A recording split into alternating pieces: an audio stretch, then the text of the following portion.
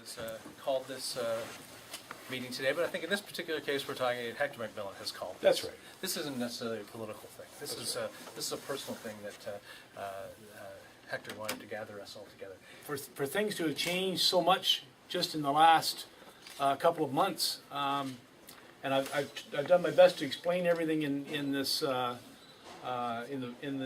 verbiage of the background on the back of the press release.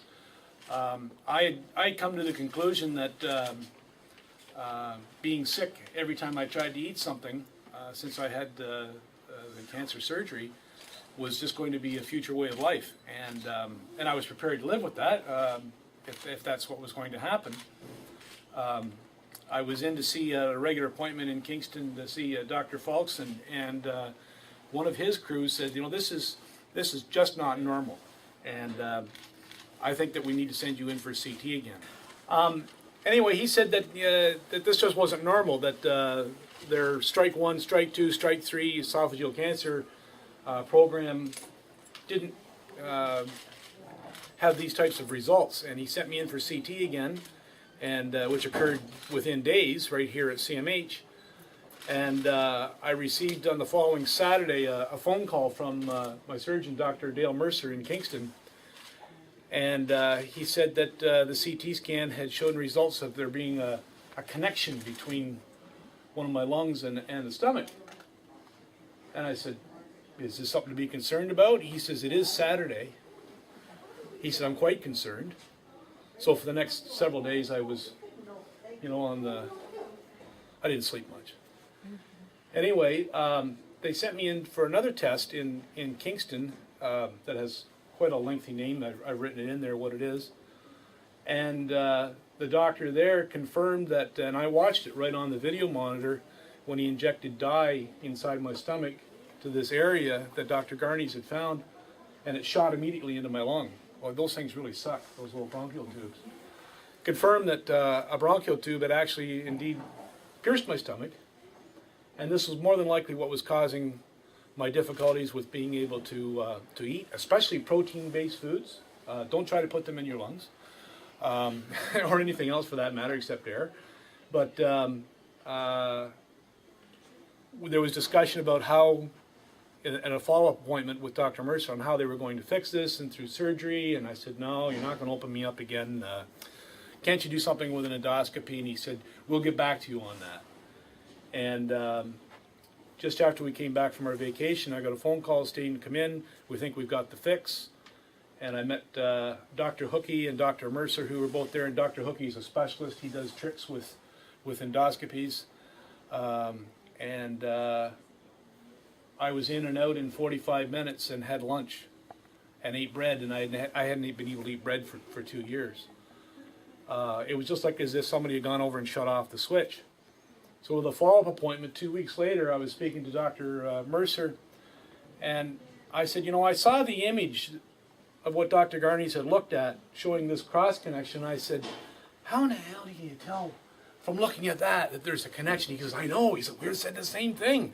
Hats off to him, because that's why we sent you for this follow-up test. That we've never heard of this before. We can't find any documentation on this ever occurring before.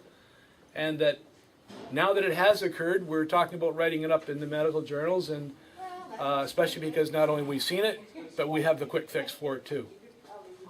So with all of that said, I've got a bright new future ahead of me again. I don't have to worry about eating anymore, and where I eat and what time I eat and all the things that had come into play since I had surgery.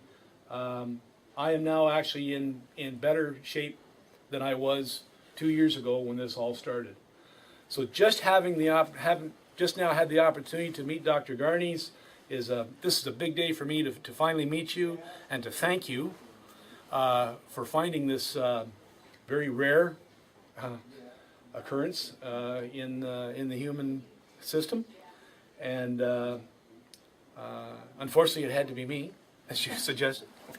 But moreover, to thank you and Dr. Suchilam, where it all started for me 2 years ago.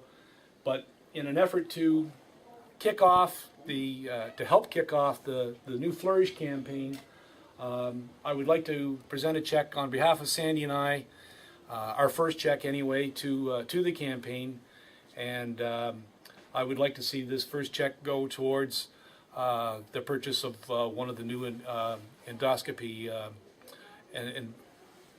Endoscopy. What's the proper word? Endoscopy scope? No. Endoscope? Endoscopes. Endoscope. There you go. I don't know how you guys get used to all these long words. It's like swallowing a piece of tech cable in one of my trades. And I always say, give me an extra shot because I don't want to be awake during this procedure. Put me down. I think I've had, I don't know how many I've had in the last 2 years. 8 maybe. And how many CTs, but just so fortunate to have the great health care that we do right here in Trent Hills and beyond. I think that we've got a terrific healthcare system. It works, and being triaged the way it is, those who need it the most get it the soonest, and it certainly worked for me. And we've got a great staff here too. Again, we're just so fortunate to have you all here in this facility here. So thank you very much, Dr. Garneys. Thank you, Mayor. Nice to meet you. It's Hector. Yeah.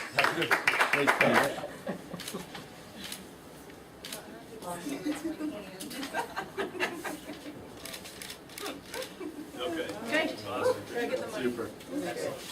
Great to be able to support the hospital, the community, and the wonderful work that we do here. Certainly, my role in this was one link in a very long chain, and the abnormality that was detected was subtle, and hats off to the surgeon and endoscopist who actually fixed the abnormality, because it was a difficult abnormality to see and to fix. And obviously it's worked out great for you, and I'm so pleased that I could be involved and help you in that fashion. And I guess in closing, I would just say that it's great that you can support the foundation. The work that they do is so important for the hospital these days, because healthcare dollars are so tight. So anything that gets the word out that the hospital could use a little more funding from the community is much appreciated.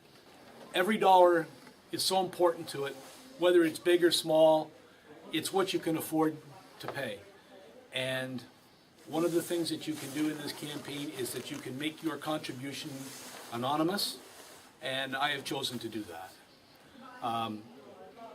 For some it might be a lot of money, for some people it might be a mere pittance, and I think that's the wonderful opportunity in this campaign, is that you can make your contribution anonymous, and it's not a competition, it's not a race, it's just a matter of participating, and it's a wonderful opportunity to participate right here in our own communities.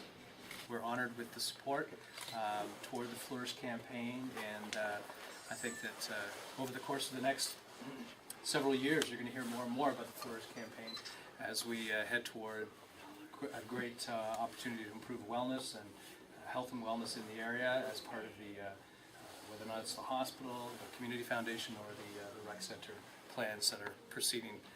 And we really appreciate everybody coming out.